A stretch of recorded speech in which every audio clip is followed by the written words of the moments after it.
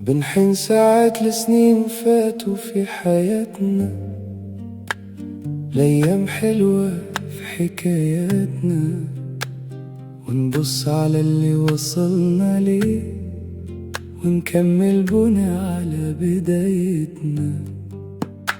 في مكان تبص لي تلاقي فيه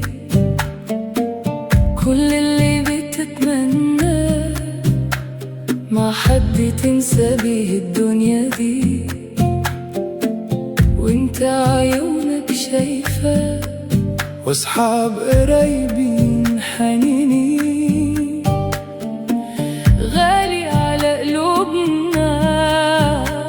هنا دنيا وناس وحياة.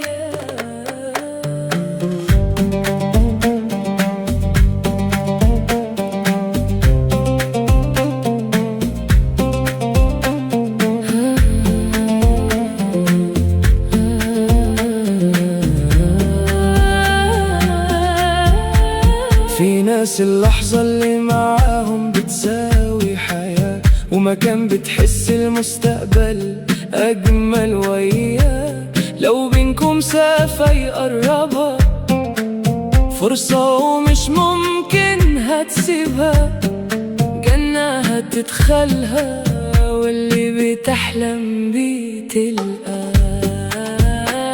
في مكان تبص لي تلاقي فيه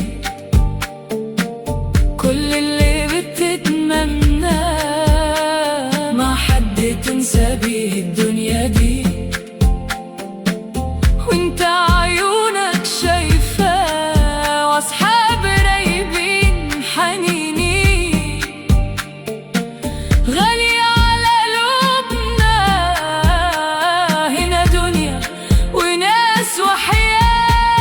Nous avons parfois La nostalgie des années passées de notre vie, des beaux jours qui ont marqué notre histoire.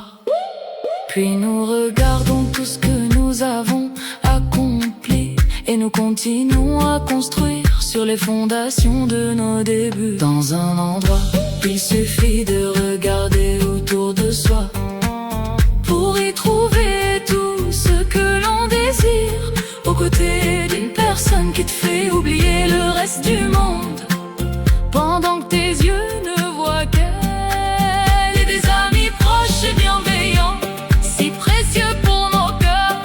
Ici, il y a un monde, des gens et une vie. Il existe des personnes dont un seul instant en leur compagnie vaut toute une vie, et un endroit où l'avenir semble plus beau quand on y est. S'il y a une distance entre vous, tu trouveras toujours un moyen de la réduire, car une telle occasion ne se laisse jamais échapper. C'est comme un paradis où tu entres et où tu trouves tout ce dont tu as rêvé. Dans un endroit où il suffit de regarder autour de soi pour y trouver tout ce que l'on désire, aux côtés d'une personne qui te fait oublier le reste du monde, pendant que tes yeux ne voient qu'elle, et des amis proches et bienveillants, si précieux pour nos cœurs. Ici, il y a un monde, des gens et une vie.